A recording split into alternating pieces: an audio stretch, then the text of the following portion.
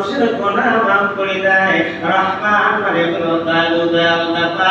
রহমান নাম যেখানে আল্লাহর নাম হলো রহমান, মহান আল্লাহ রাব্বুল আলামিন রহমান নামের ওসিলায় রহমান নাম ধারণ করে বান্দা বান্দির জীবনের গুনাহ খাতাগুলো মাফ করে দেয়। যেরকম সুবহানাল্লাহ। গুনাহ মাফ করে দেওয়ার মালিককে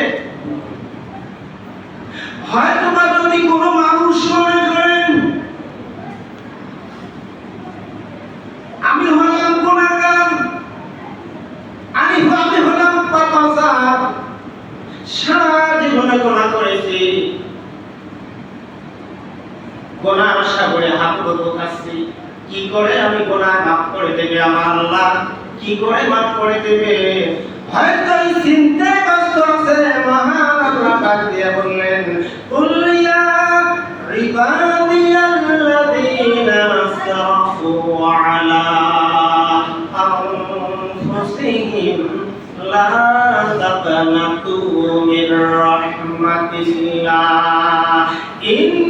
ইন্নাল্লাহা ইয়াগফিরুদ যুনুবা জামিআ ইন্নাহু হুয়াল গফুরুর রহিম। আল্লাহ গুনাহ মাফ করে দেবেন।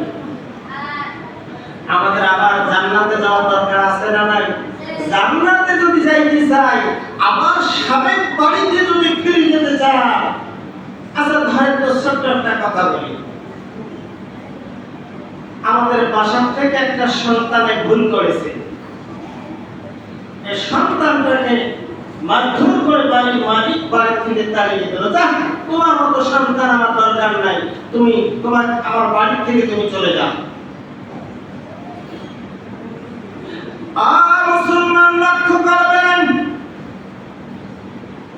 এই সন্তানটা ভুলের কারণে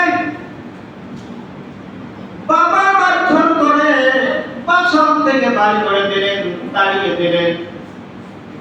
তুমি বাসায় আসতে পারবে না, তার কারণ হলো সন্তানকে শাস্তি দিতেন। সন্তান ভুল স্বীকার যখন করে, বাবা আমি ভুল করেছি, আর জীবনে কোনোদিন ভুল করবো না, আমি আর ভুল করবো না, তোমার কথার বাইরে যাব না।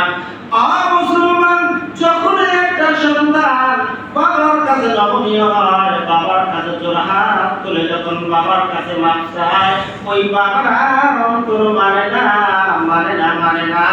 সন্তানকে দেখবেন মাফ করে দিয়ে আবার সাথে বাড়ির মধ্যে নিয়ে আসে। সুবহানাল্লাহ।